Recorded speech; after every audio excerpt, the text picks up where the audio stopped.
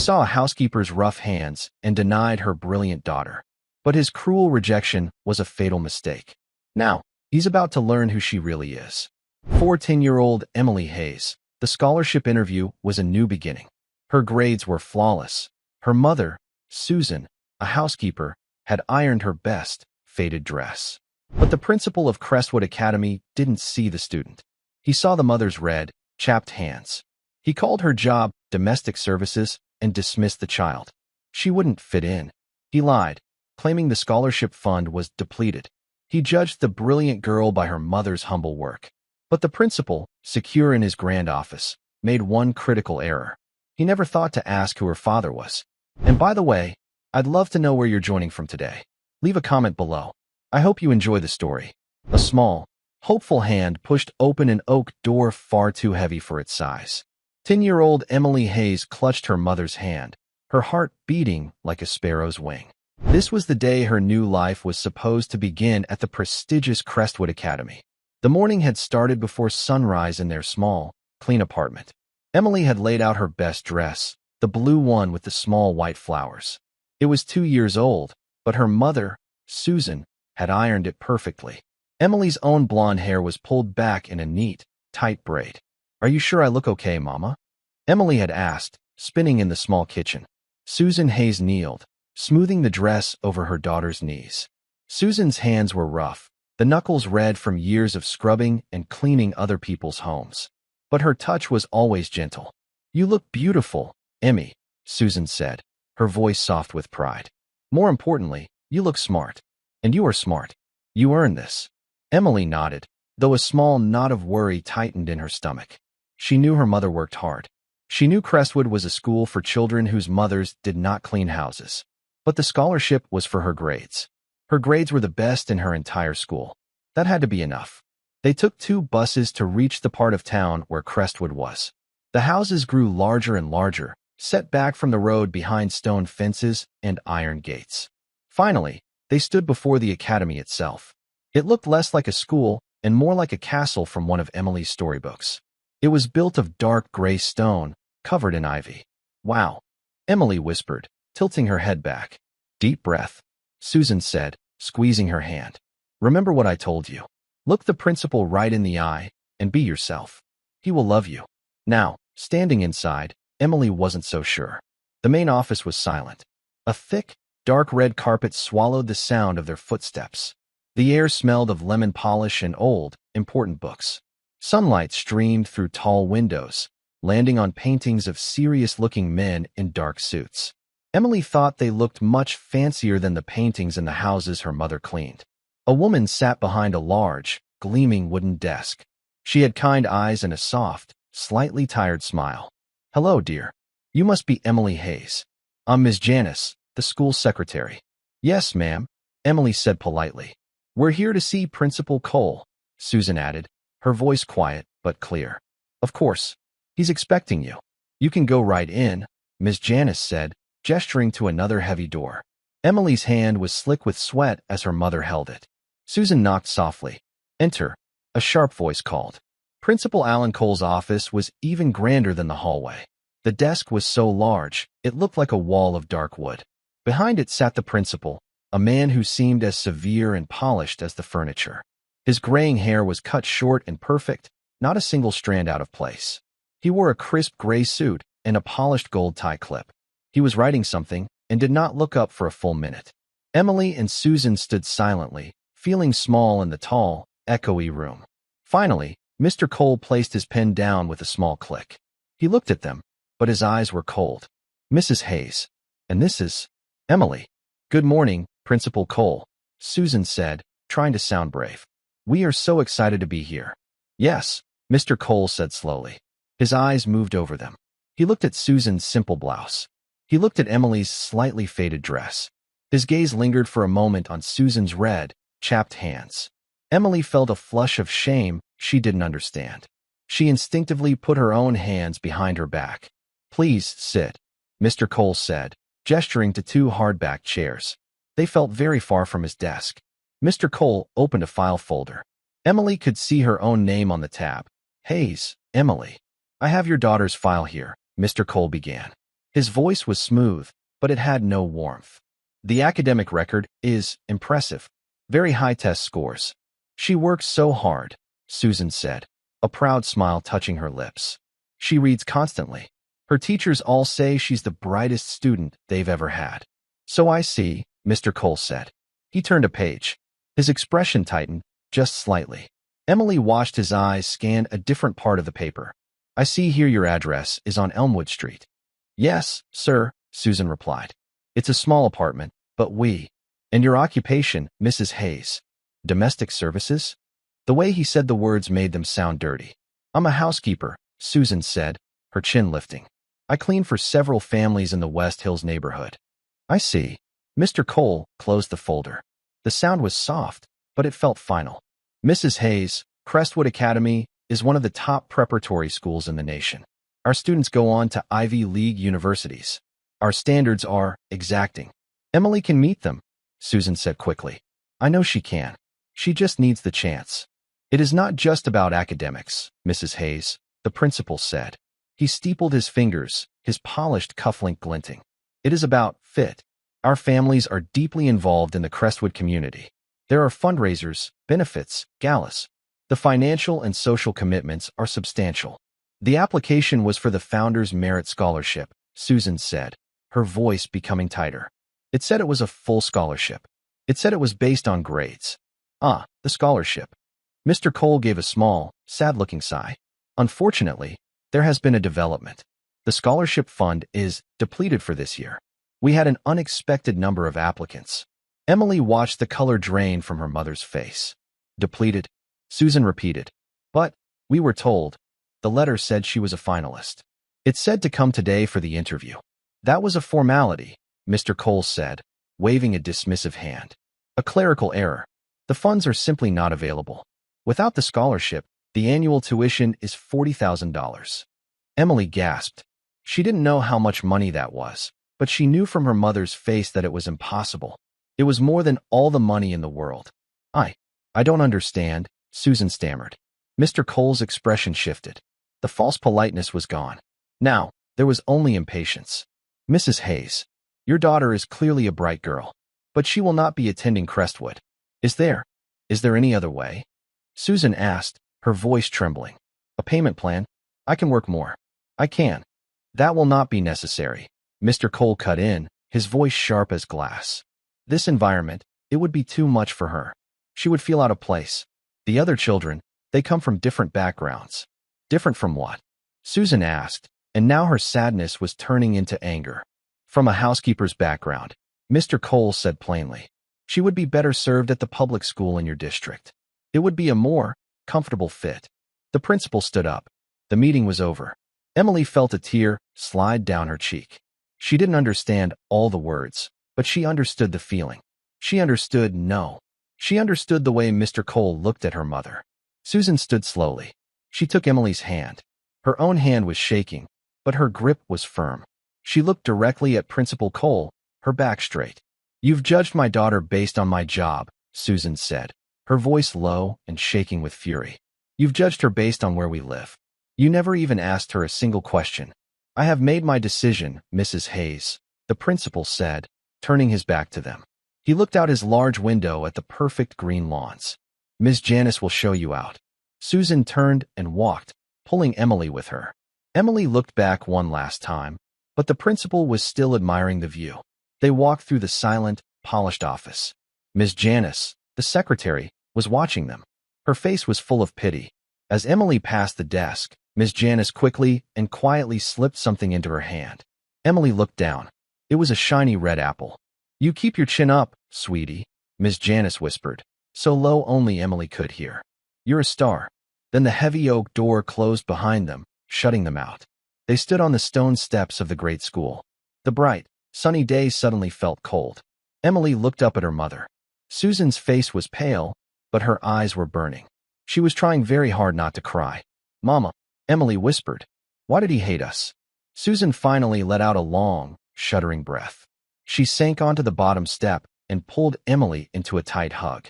Oh, baby, he doesn't hate us, Susan whispered into her daughter's hair. He doesn't know us. He's a small man, Emmy. A small, cruel man who lives in a big, fancy building. But the scholarship. He lied, honey. I don't know why, but he lied. Emily held on to her mother, her face buried in Susan's shoulder. The blue dress didn't feel so special anymore. The castle was just a cold, gray box. I wanted to go there, Mama, Emily cried softly. I know, Susan said, stroking her hair. I know. They sat there for a long time. They had to wait 45 minutes for the next bus. The ride home was long and silent. They passed the big houses with their iron gates, and then the smaller houses, and then the rows of apartments. When they got back to their own apartment, it felt tiny, but it was warm, and it smelled like cinnamon from the breakfast Susan had made. Emily went to her room. She had a small desk by the window. On the wall, she had taped all her papers from school. Every single one had a gold star or a perfect A at the top. She looked at them, and they seemed worthless. She sat on her bed, holding the red apple Miss Janice had given her. It was the only good thing that had happened all day. In the kitchen, Susan made 2 cups of tea, even though it was the middle of the day. Her hands were still shaking. She felt humiliated. But beneath the humiliation, a hard, cold anger was forming. It wasn't just for herself. It was for Emily. Her daughter, who was so bright and good, had been dismissed. Dismissed because her mother scrubbed floors. Susan looked at the wall by their small dining table. It was a space she called Daddy's wall. It was covered in photographs. A young, smiling man in a crisp army uniform. The same man holding a baby Emily. The same man standing with other soldiers in a sandy place, all of them smiling. Next to the photos were other items, framed in shadow boxes. There was a neatly folded American flag. There was a Purple Heart. There was a Distinguished Service Cross. And above them all, a single photo of her husband, Colonel Michael Hayes, taken just before his last deployment. He was not dead, but sometimes he felt just as far away. He was stationed in Washington, D.C., working a high-level job at the Pentagon. His work was quiet, serious, and vital. They had decided together that Emily should have a stable life, not the life of an army child, moving every year. So Susan and Emily stayed here, and Michael visited when he could. He sent most of his paycheck home. But Susan had wanted to do this on her own. She worked as a housekeeper by choice. She wanted to contribute. She wanted to show her daughter the value of hard work. She never, ever felt ashamed of it. Until today. Today, her hard work had been used as a weapon against her child. She looked at the phone on the wall. Michael was a busy man. He was in important meetings, protecting the country. She hated to bother him with this. It felt small compared to his world. But then she thought of Emily's face. She thought of Principal Cole's cold eyes. She thought of the lie. The fund is depleted. This wasn't just a rejection. It was an injustice. Susan picked up the phone. She dialed the number she knew by heart. It rang 3 times, and a professional voice answered. Office of the Joint Staff. How may I direct your call? Hello, Susan said, her voice stronger now. This is Susan Hayes. I need to speak to Colonel Michael Hayes. It's a family emergency. It took 3 long minutes. Susan stood twisting the phone cord around her fingers. She looked at the photo of Michael in his dress uniform. He looked so strong, so sure. What would he think of her, crying over a rude man in a fancy office? This was not a war. This was not a national threat. Emily was safe. They were safe. Maybe this wasn't an emergency at all. Maybe she was being foolish. She was just about to hang up when the line clicked. Susan. Her husband's voice was deep and calm, but sharp. It was the voice he used when he was worried, when he was pulled from important work. Michael? I'm sorry. I'm so sorry to call you at work. Is Emily okay? Are you hurt? His questions were fast. His priorities were clear. We're fine. We're safe, Susan said quickly, tears welling up again. It's not like that. It's the school. Michael went silent for a beat. He was processing. Crestwood? The interview. What happened? Susan took a shaky breath. She explained the whole morning. She told him about the beautiful building and the secretary, Miss Janice. And then she told him about Principal Cole. He didn't ask her any questions, Michael. He just looked at us. He asked me about my job. Your job? Michael asked. He called it domestic services. And then he said the scholarship was gone. Depleted, he said. He said it was a clerical error. That doesn't sound right, Michael said. His voice had lost its worried husband tone. It now had the cold, quiet edge of Colonel Hayes. It wasn't right, Susan whispered, her anger returning. I knew he was lying. He said she wouldn't fit in. He said she'd be more comfortable at the public school. He dismissed her, Michael. He dismissed our daughter because I clean houses. The silence on the other end of the line was heavy. It stretched for 10 seconds. Susan could picture her husband's face. He would not be red with anger. He would be pale, his jaw set. What is the man's name? Michael asked. His voice was perfectly level. Cole. Principal Alan Cole. Alan Cole. Crestwood Academy. Michael repeated the names slowly, as if engraving them in his mind. Susan, you did exactly the right thing by calling me. This is not acceptable. I see her face, Susan said, starting to sob. She tried so hard, Michael. She's so smart. And he broke her heart. He won't, Michael said. It was a promise. Listen to me. This is not a small thing. You are the finest woman I know. And Emily is the best of both of us. There is no place on this earth where she does not fit in. Do you understand me? Yes, Susan whispered. I have to make some calls. This is not over. You comfort our daughter. Tell her daddy is very proud of her. Tell her she earned that spot, and I will not let a small-minded bully take it from her. Are you coming home? She asked. Not yet. It's better if I handle this from here first. But I will call you tonight. I love you. I love you too. She hung up the phone. She felt better. She wasn't alone in this. But she also felt a new kind of dread. Michael was a man who solved problems. When he focused on a problem, the problem usually regretted it. Emily was in her small bedroom. She had heard her mother's side of the conversation. She heard daddy. She heard emergency. She heard her mother crying. A cold stone of guilt settled in her stomach. She knew her father's job was a secret. She knew it was about protecting the country. She pictured him in a dark room full of maps and important men. And now, her mother had called him, crying. All because Emily wasn't good enough for the fancy school. She had failed. And now her failure was so big, it had become a family emergency. She had bothered her father. She had made her mother sad. The papers on her wall seemed to mock her. Susan came into the room, her eyes a little red, but her face set with new strength. She sat on the edge of Emily's bed. Hey, sweetie, Susan said softly. I heard you talking to Daddy, Emily said, her voice small. She wouldn't look at her mother. She just stared at the red apple in her hands. I did. I told him what happened. Is he mad? Emily whispered. Is it an emergency because of me? Because I failed. Susan's heart broke all over again. She pulled her daughter into a tight hug. Oh, Emmy. No. Listen to me. You did not fail. You are perfect. You are brilliant. That man, Principal Cole, he failed. He failed his job. But why did he say no? Because he's a fool, Susan said simply. He's a man who can only see money. He can't see what's really important. He can't see heart. And he can't see smarts. And you have more of both than he will ever know. Emily looked up. What did Daddy say? He said he's very, very proud of you. And he said you earned that spot. And he's going to make a few calls to see if he can fix it. Can he? Emily asked.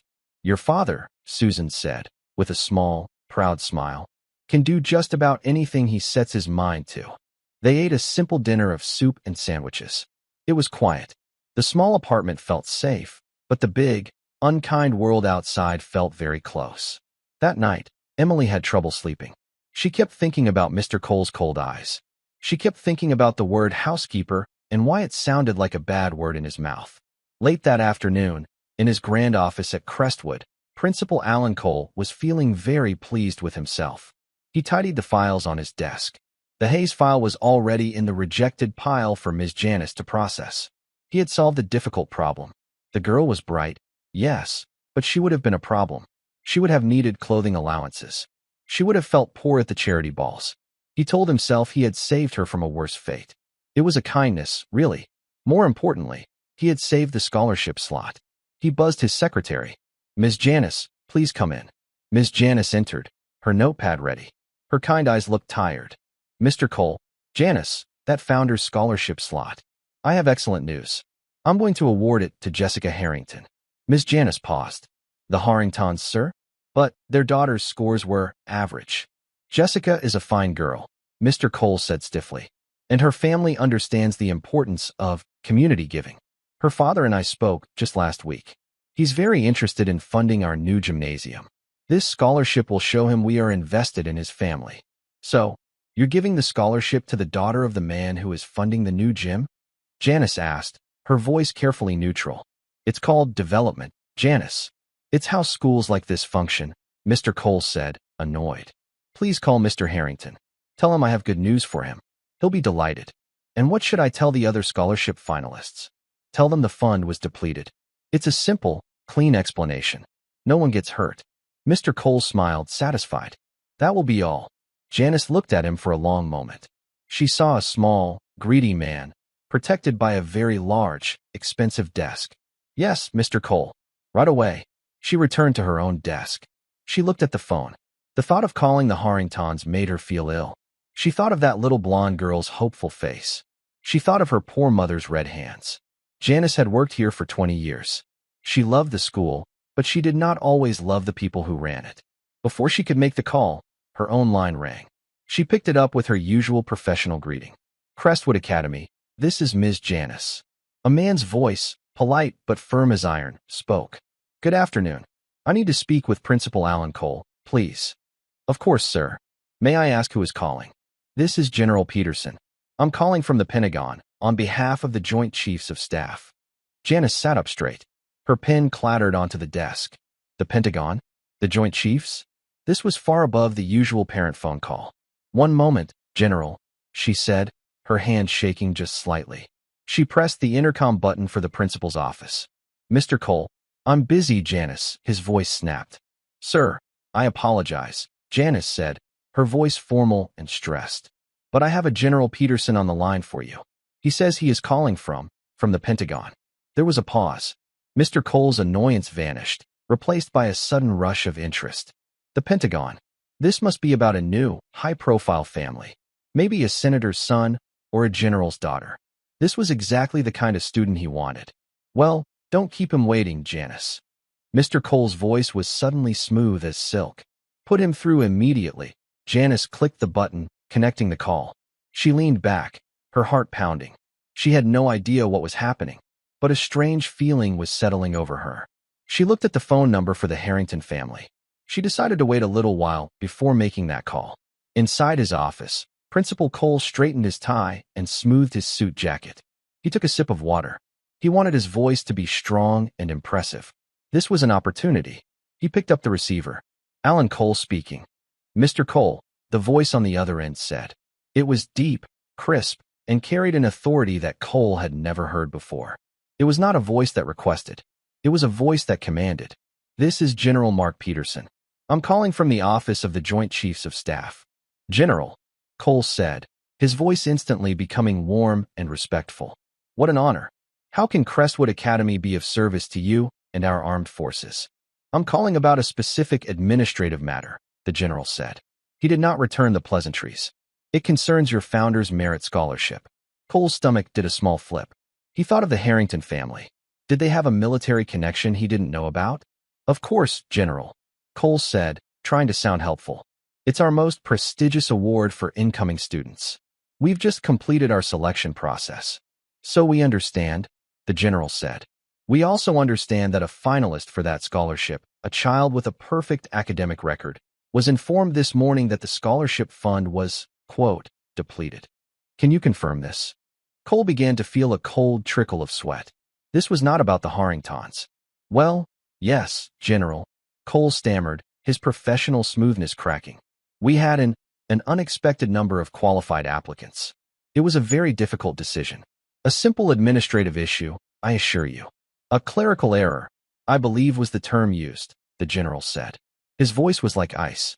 Mr. Cole, the child in question is Emily Hayes. Cole's blood ran cold. He gripped the phone receiver so hard his knuckles turned white.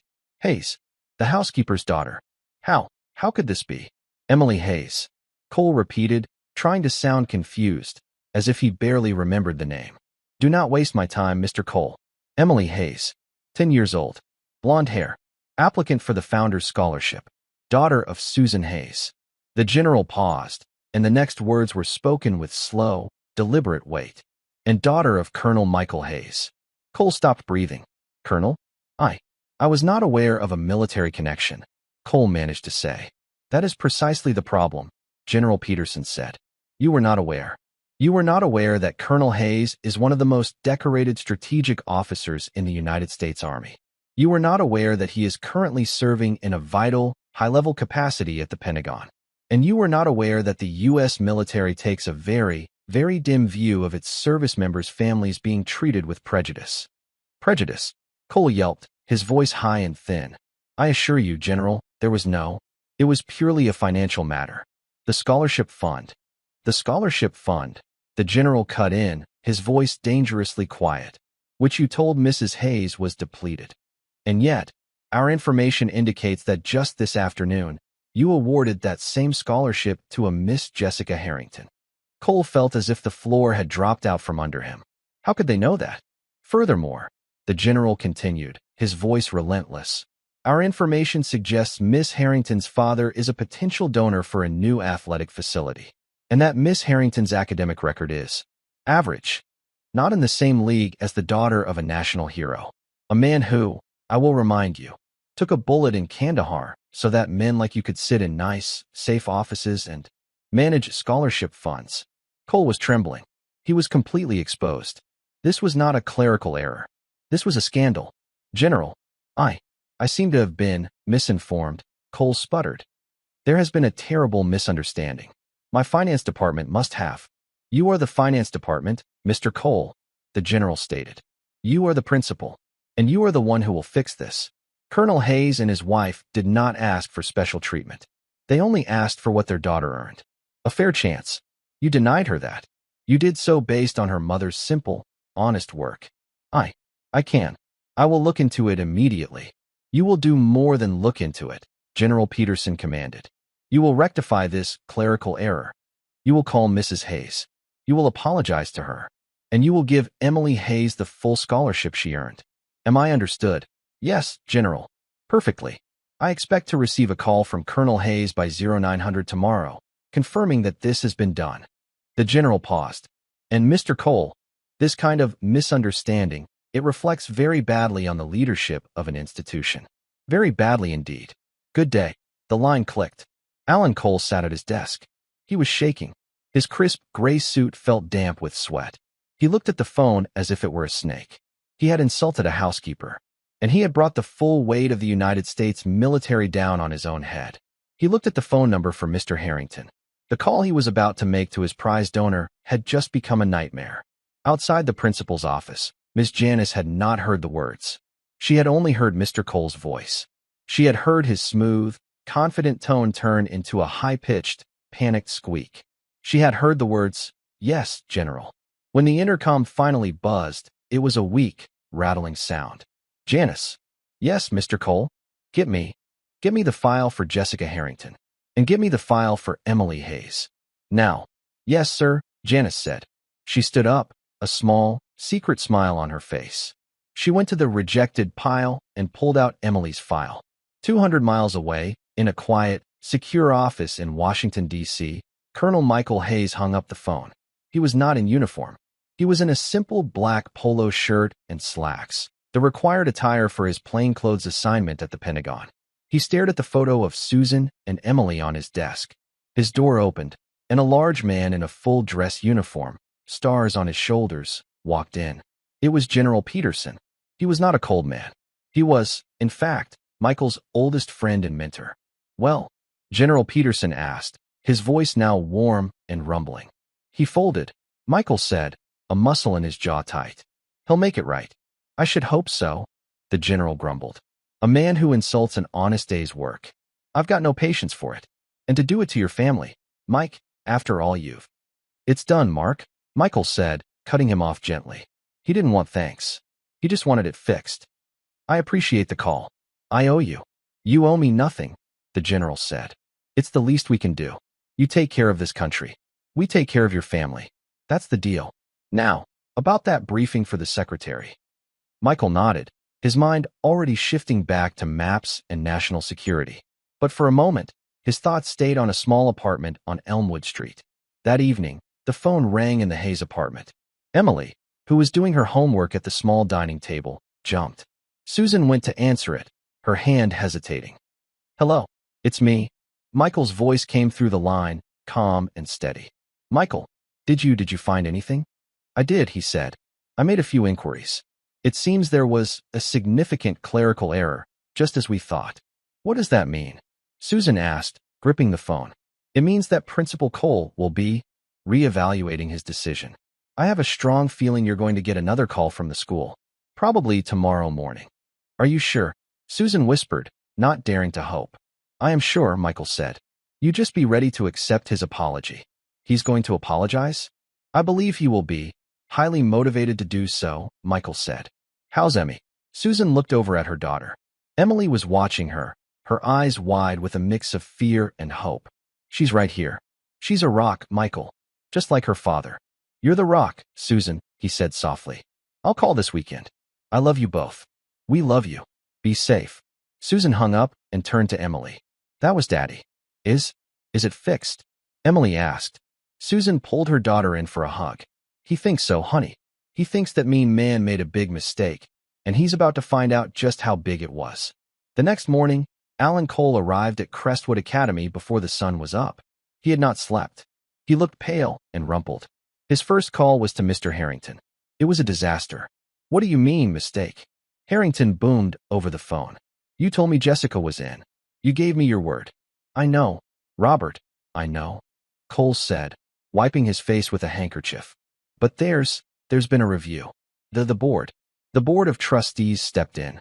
They felt the primary scholarship. It had to go to another candidate. A hardship case. A hardship case? You told me it was depleted. You're a liar, Cole. We can still find a place for Jessica. Not at your school. You won't. Harrington roared. And you can forget about the gymnasium. I'm pulling my support. You'll be hearing from my lawyers. The line went dead. Alan Cole sat at his desk, his head in his hands.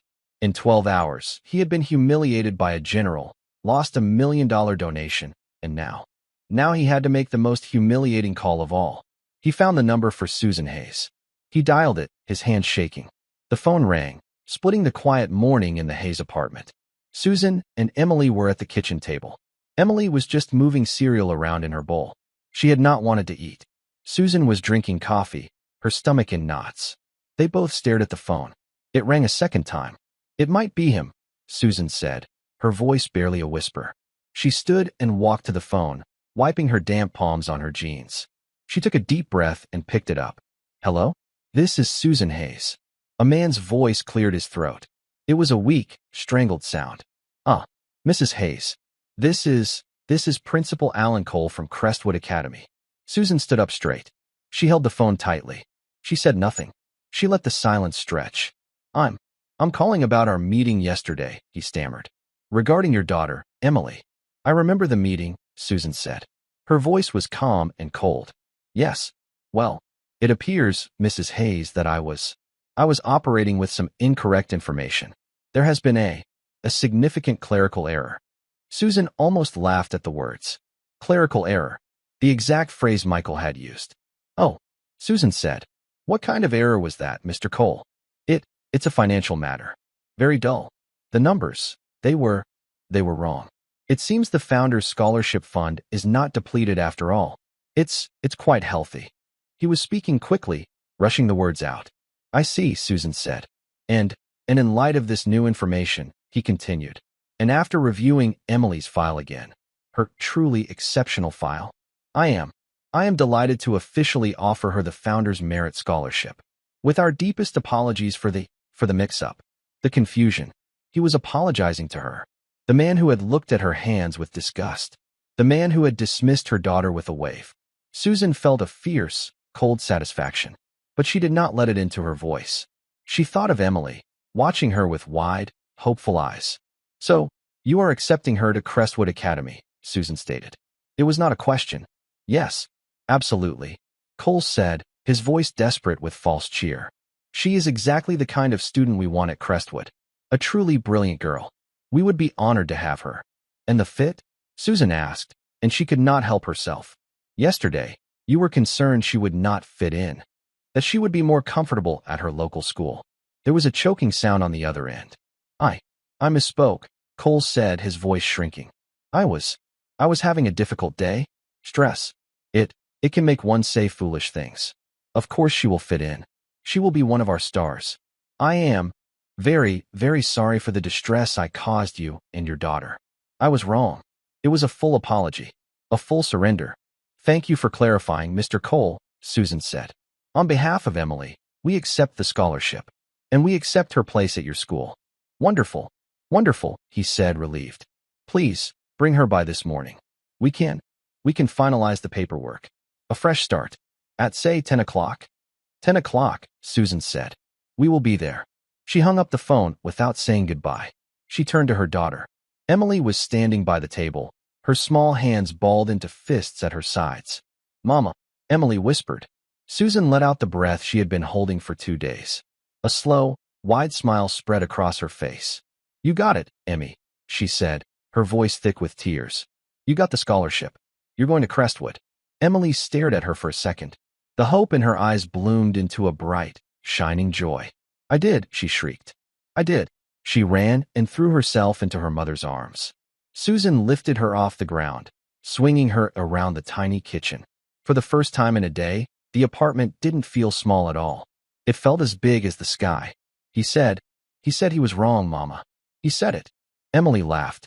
He did, Susan said, setting her down. He said he made a terrible mistake. Emily's joy faded just a little. She looked up at her mother, her bright, 10-year-old mind working. Mama, why did he change his mind? Susan sat down at the table and pulled Emily onto her lap. This was the hard part. Well, sweetie, it's like Daddy said. There was a big mistake. And Daddy made a phone call to help them fix it. He called Mr. Cole? No, not exactly. Daddy? Well, Daddy knows some very important, very good people. People who believe in doing the right thing. And one of them, a very important man, called Mr. Cole. He explained to Mr. Cole that he had made a mistake. He explained that he had been very, very unfair to a wonderful, smart girl. Because he judged us? Emily asked. Yes, baby. Because he judged us, Susan said, smoothing Emily's blonde hair. He looked at my job and he made up his mind. He didn't know anything about us. He didn't know about all your gold stars. And he didn't know? He didn't know about Daddy, Emily finished softly. He didn't know about Daddy, Susan agreed. He didn't know that her father is a hero. And he didn't know that her father and her mother would not let him get away with it. Emily was quiet for a moment, thinking about this. So, Daddy's friend yelled at him. Susan smiled. I don't think he had to yell, honey. Sometimes, when you have a lot of authority, you just have to speak. And people listen. Your father has a lot of authority, even when he's far away. Wow, Emily said. She liked this. It felt like a story from one of her books. The good people had won. The mean man had to say he was sorry. Now, Susan said, standing up. We have to be at that school at 10 o'clock. Let's go put on your blue dress. Okay, Emily said. This time, when she put on the dress, it felt brand new. At Crestwood Academy, Alan Cole was in ruins. He hung up the phone from Susan Hayes.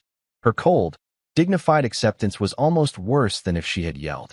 He knew, in that moment, that he had no power over her at all. He had lost the Harrington donation. He had a military general monitoring his office. And he had been forced to apologize to a housekeeper. The intercom buzzed. It was Miss Janice. Mr. Cole, Mrs. Hayes and her daughter will be here at 10? For the paperwork. Her voice was perfectly professional, but he could hear the smile in it. Yes, Janice, he bit out. Have the founder's scholarship acceptance packet ready. The full packet. Oh, and Mr. Cole, she added. What is it, he snapped. A package just arrived for you. From Washington, D.C. Just put it on my desk, he said. He didn't care. A moment later, Miss Janice came in. She placed a large, thick envelope on his desk. It had no stamp. It had been delivered by a special courier. The return address was a single, stark line. Department of the Army. Miss Janice left, closing the door softly behind her. Cole stared at the envelope. He opened it with a letter opener. His hands were still shaking. Inside, there was no letter. There was only a thick, glossy folder. He opened it. The cover page was a biography. Colonel Michael T. Hayes.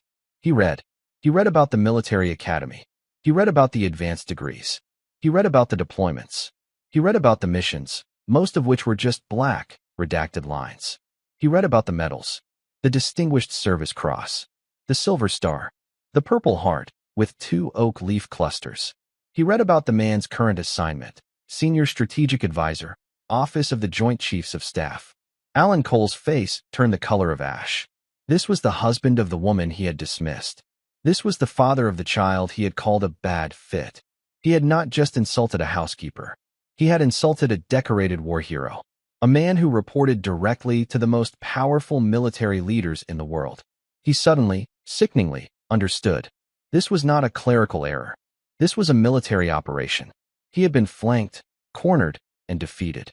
And he had never even seen the enemy. He let the file drop to his desk. He looked at the clock. It was 9:30. They would be here in 30 minutes. His panic from yesterday was gone. In its place was a deep, cold, bottomless dread. The second bus ride to Crestwood was different. Emily sat with her back straight, looking out the window. The big houses didn't seem as scary today. They just seemed like houses. She wasn't a small girl asking for a favor. She was a student.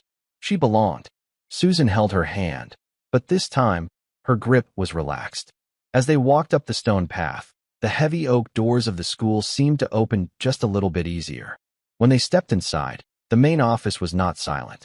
Miss Janice was at her desk, but she was not alone. Standing beside her desk, looking out the tall window, were two men. They were both in uniform, not the camouflage that Emily had seen in her father's pictures from far away. These were deep, perfect, dark blue uniforms, covered in medals and ribbons. They were crisp, pressed, and powerful.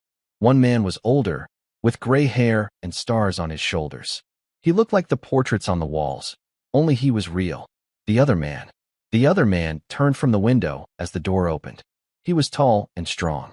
His face was serious, but his eyes were smiling. "Daddy," Emily whispered. Colonel Michael Hayes broke his formal stance and knelt, opening his arms. "Hey, Emmy Bean," he said, his voice thick. Emily let go of her mother's hand and ran. She flew across the polished floor and leaped into her father's arms. He caught her in a hug, so tight it lifted her off the ground. "You're here," she cried into his shoulder. "You're really here. I told you I'd fix it," he whispered, kissing the top of her blonde head. "I had to come see my girl on her first day." Susan walked over, tears streaming down her face. Michael held out one arm and pulled her into the hug. He held his two girls, his family, together in the main office of Crestwood Academy. "I missed you, Mike," Susan whispered. "I missed you more," he said. After a long moment, they parted.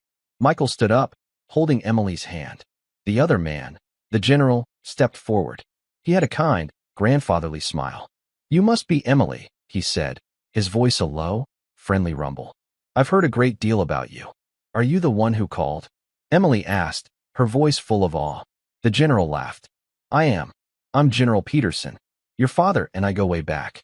We couldn't let a little clerical error stand in the way of a brilliant student, now, could we?" "No, sir," Emily said. Just then, the door to the principal's office opened. Alan Cole stood in the doorway. He was pale. His eyes were wide and frantic. He was not looking at Susan or Emily. He was staring at the two uniforms. He was staring at the medals.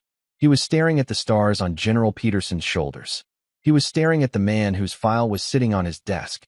"Mr. Cole," General Peterson said, his voice no longer grandfatherly. It was the voice of command. "We're here to finalize the paperwork for Emily Hayes." Alan Cole looked at Colonel Hayes. He saw the face from the biography. The war hero. The man he had offended. "Colonel, General," he stammered. I wasn't expecting.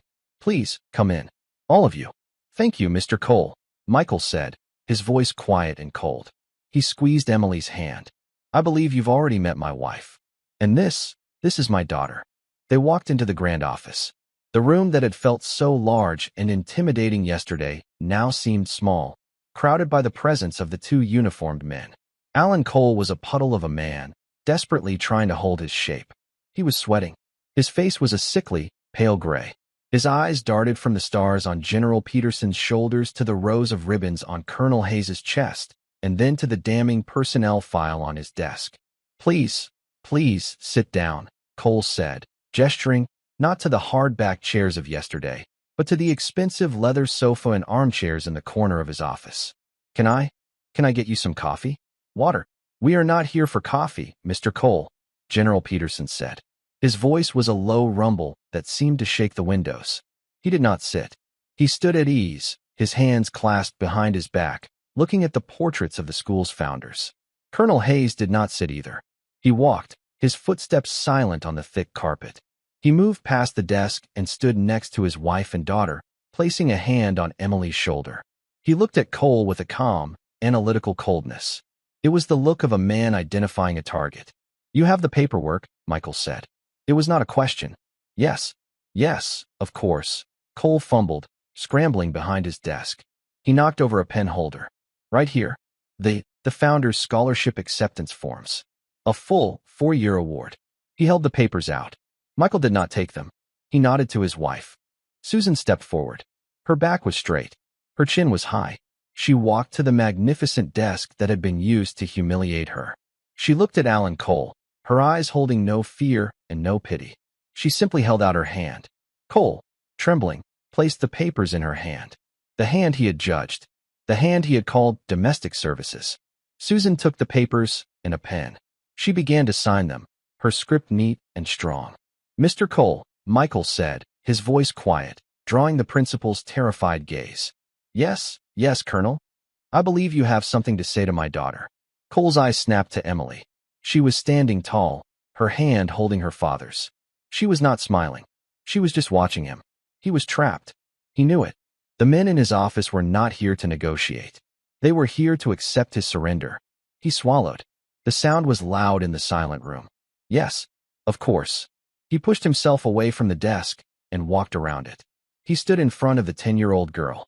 He was the most powerful man at Crestwood. She was the daughter of a housekeeper, and he was terrified of her.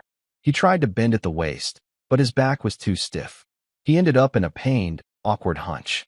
"Emily," he began, his voice cracking. He cleared his throat and tried again. "Emily, I wanted to apologize. To you. I was wrong." Emily just watched him. "I made a terrible error in judgment," he stammered. You are a brilliant student. Crestwood, we are honored to have you. I am very, very sorry for the way I treated you. And your mother. I hope you can accept my apology." Emily looked at him. She saw a small, scared man. The big, fancy office was just a costume. He was not a giant from a storybook. He was just a man who had been mean, and who had been caught. She nodded once. "I accept your apology, Mr. Cole," she said, her voice clear and small, but stronger than his. Cole looked as if he might faint from relief. "Wonderful. Thank you. Thank you." Susan placed the signed papers on his desk. "We are finished here." Yes, of course," Cole said. "School starts on Monday. We will have her uniform and book packet ready. Miss Janice will handle that," Michael said, cutting him off. He put his hand on the small of Susan's back. "Let's go." General Peterson turned from the window. "Mr. Cole," he said, his voice a final, sharp warning. "We trust. This will be the end of all clerical errors at this institution. I can assure you, the Department of the Army takes a keen interest in the well-being of its families." "Yes, General. Absolutely, General." "Understood," Cole whispered. Colonel Hayes, Susan, and Emily turned and walked out. General Peterson followed, giving Cole one last look that promised consequences should he ever forget this day.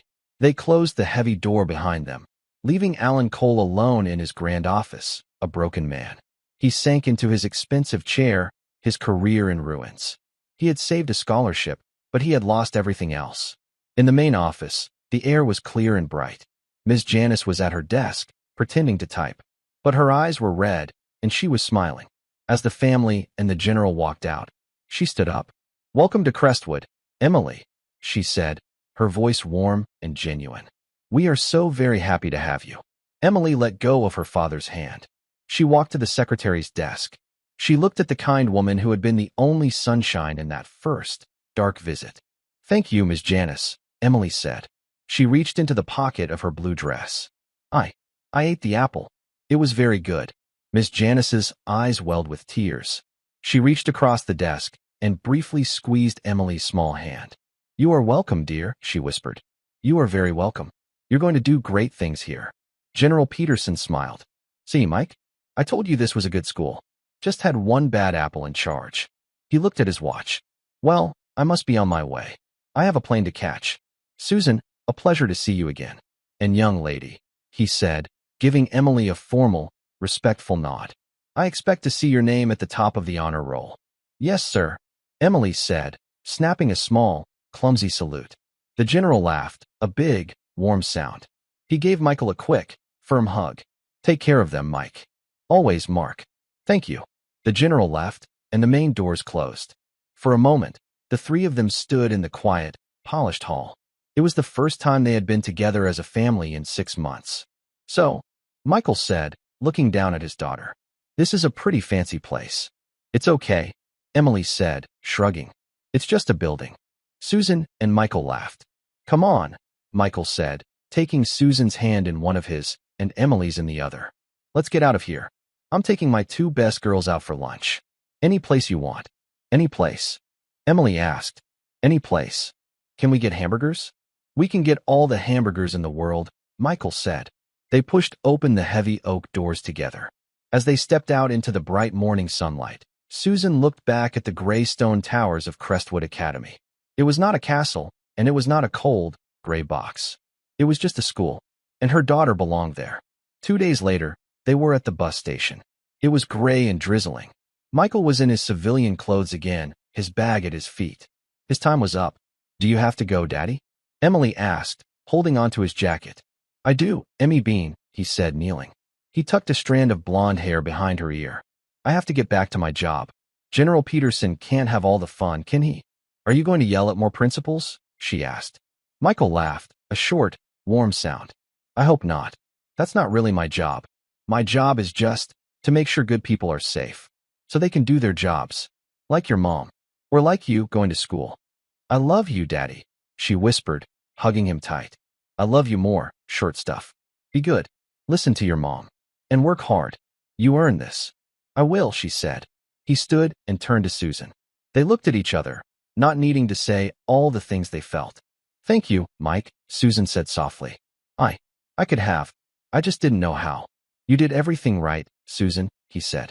He gently took her hands in his, the hands that were red and chapped from work. He turned them over and kissed her palms. Don't you ever let anyone make you feel small because of these hands. They've built our life. They've raised our daughter. They are the strongest, most honorable hands I know. Susan cried then, tears of pride and love. I love you, Michael. Come home safe. Always, he said. He kissed her, and then he kissed Emily one last time. He picked up his bag, gave them one last look, and disappeared onto the bus. Susan and Emily stood, waving until the bus turned the corner. Monday morning was bright and clear. Susan walked Emily to the tall, iron gates of Crestwood Academy. Emily was not wearing her blue dress. She was wearing the Crestwood uniform, a dark green plaid skirt, a crisp white shirt, and a green blazer. It fit perfectly. She looked smart. She looked like she belonged. Susan kneeled, just as she had on that first day. All right, Susan said, her voice soft. A new adventure. Are you scared? Emily looked at the big stone building. She saw other children getting out of fancy cars, all wearing the same uniform. She took a deep breath. A little, she said honestly, but I'm more excited. It's like I said, it's just a building, and you're the smartest girl in it, Susan said, kissing her forehead. Go on. I'll be right here at 3 o'clock to pick you up. Emily nodded. She shouldered her new backpack. She turned to walk away, then hesitated. A few feet away, another girl was standing alone. She, too, had a new-looking uniform. She was nervously twisting a button on her blazer, looking as though she might cry. Emily looked at the girl. She looked at her mother.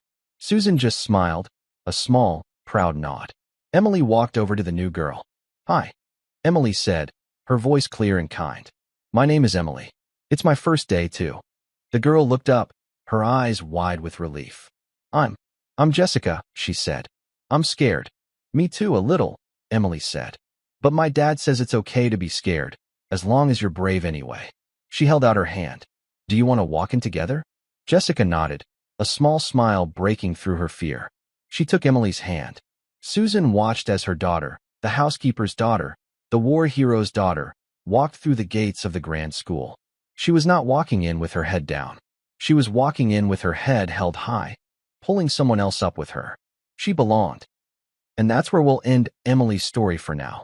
Whenever I share one of these, I hope it's a reminder of the quiet strength and dignity found in people like Susan, or the simple, clear-eyed courage of a girl like Emily. It's a story about how easily we can judge by the wrong things, like the roughness of a hand, and miss what truly matters. I'd love to know what you were doing while listening.